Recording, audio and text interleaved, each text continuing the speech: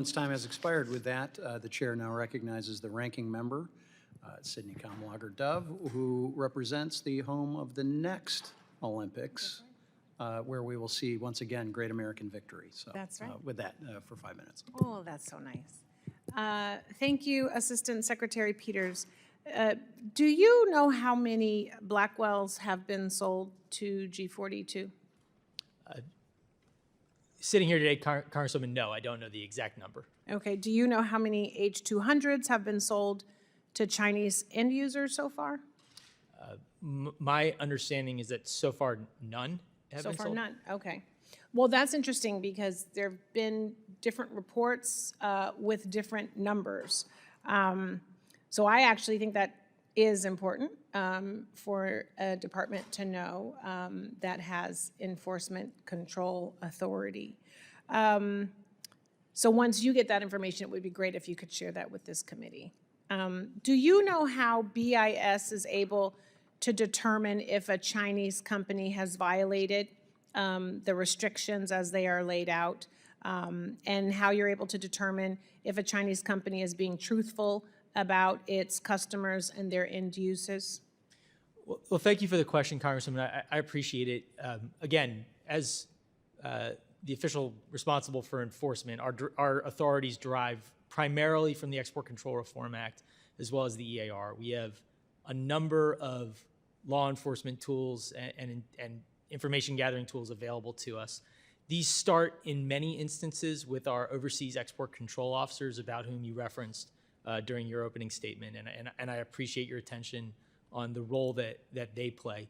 We also have access to a variety of sources of information, some publicly available, some on the classified side, and that drives a considerable amount of our analysis of whether there are potential violations of law.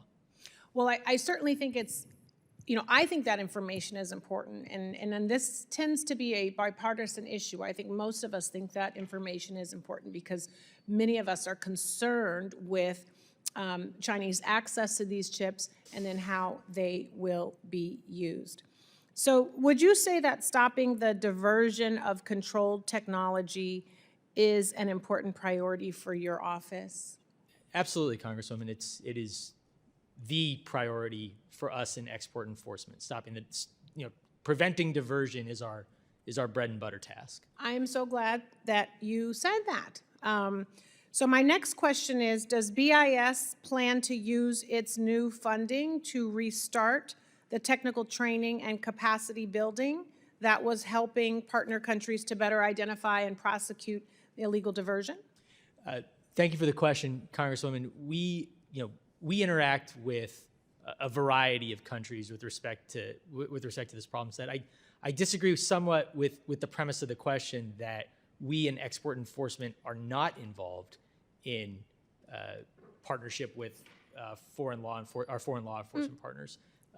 We remain actively involved as not only part of our ECO programs run out of our embassies abroad, but also just as a general matter of course. We are regularly in contact with foreign law enforcement agencies. Yes, so I should restate, that was not the premise of the question. The question is, now that you've gotten a little bit more funding, if you would be willing to commit to more training and capacity building, because we want to make sure that our partners in other countries are working in tandem with us and have the resources that they need, that we need them to have in order to be able to identify and prosecute illegal activity.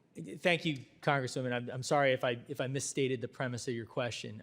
Of course, as we get new funding and as we hope to expand our ECO program, that is inevitably going to result in more host nation law enforcement, LE to LE interaction, with an eye towards helping them to help us to identify potential violations of law. So you're saying you need new funding, the more funding, not the current funding that you got?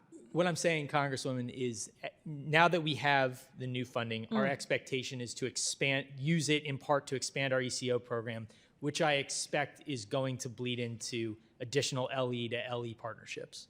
Okay, well, that's helpful to hear. As you also heard me in my opening statements, I talked about the annual update conference. So are you willing to commit to working with your export administration colleagues to resume BIS's participation in its technical advisory committees and to hold the annual conference? Congresswoman, we work with our export administration colleagues on a daily basis on a variety of issues. As far as the tax are concerned, again, that is primarily an EA function. We had some interaction previously with, I believe it was the regulatory and policy TAC. I'm not sure what the status of that is, but I'm happy to take that back to my colleagues in EA and get an answer for you. I would appreciate it if you could get back to us on a few of those things, including that, but also if you're able to access the number of chips that have been sold. I think that would be of use to the committee as well. Thank you, and I yield back.